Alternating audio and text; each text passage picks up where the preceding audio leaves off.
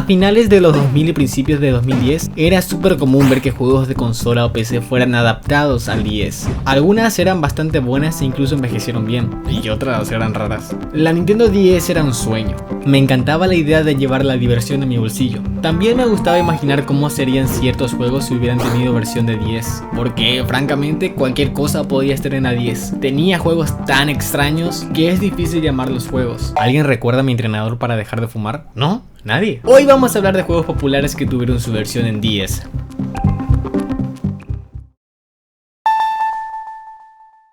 Plantas vs Zombies en su momento estuvo en todas partes: PC, móviles, PlayStation, Xbox y sí, también en la 10. Era el mismo juego que conocías pero portátil. Y sin anuncios, sí te estoy viendo a ti. Como sea. Lo que diferenciaba principalmente a esta versión de las demás era su multijugador. En 10 podías jugar con un amigo. Lo hacías usando la función de 10 Download Play, que significaba que solo uno de ustedes necesitaba el cartucho y el otro lo descargaba a través de internet. Lo más divertido de esta versión eran los minijuegos exclusivos. Habían varios que no existían en ninguna otra plataforma. Además, mientras que en 2014 la versión de móvil se arruinó convirtiéndose en un infierno de anuncios, la versión de 10 se mantuvo intacta. Era la experiencia Planta vs Zombies pura y sin interrupciones. Pagabas tu cartuchito y listo. Ninguna ventana emergente te ofrecía más soles por $1.99. Claro, no todo era perfecto. El gran pero de esta versión era su caída de frames cuando llenabas la pantalla de plantas.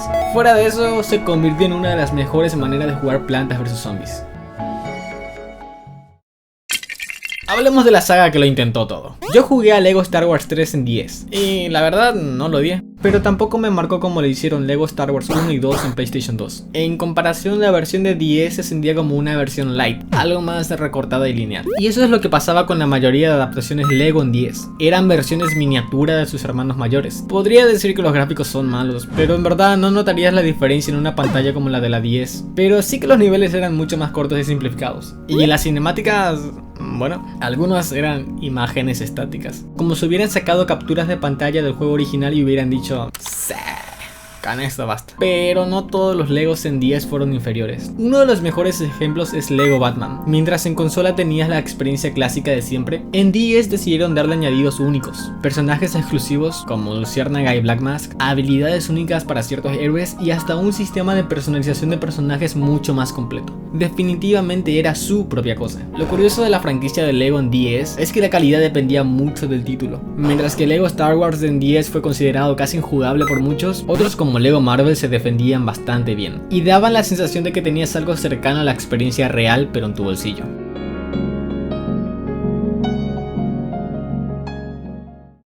EA no sacó solo un FIFA para 10, sacó 6, año tras año. Desde 2006 hasta 2011 tenías tu versión portátil del juego de fútbol más famoso del mundo. Y ni siquiera estoy contando a los spin-off como FIFA Street o los títulos del mundial. EA vio el 10 y dijo, sí, aquí también vamos a meter a Messi.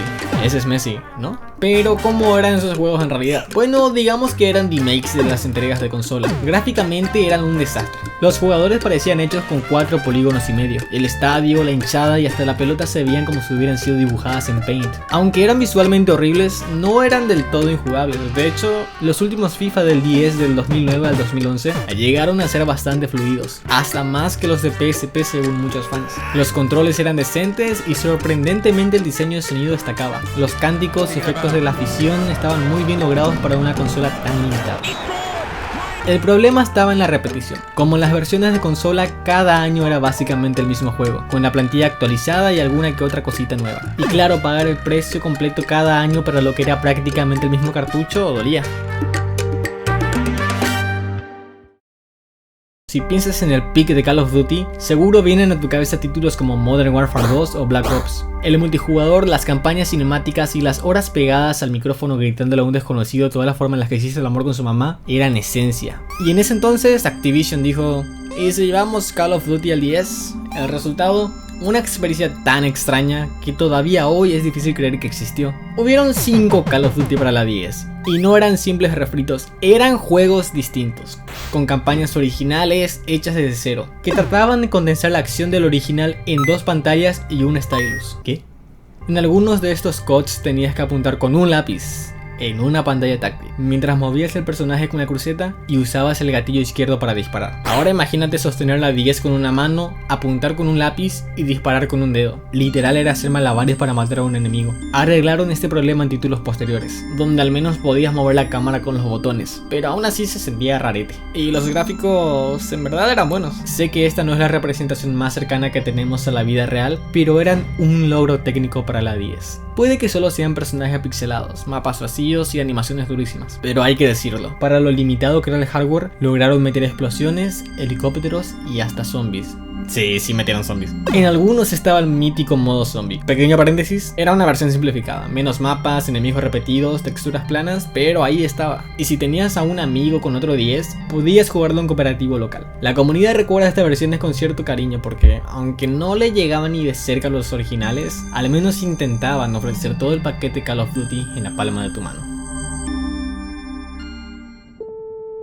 La Nintendo 10 era como ese laboratorio de ideas, donde cabe absolutamente todo, desde juegos épicos que marcaron a una generación hasta experimentos tan raros que hoy parecen fan-made. No solo tuvo grandes títulos, también tuvo esa personalidad experimental, que lo convirtió en una de las consolas más queridas de todos los tiempos.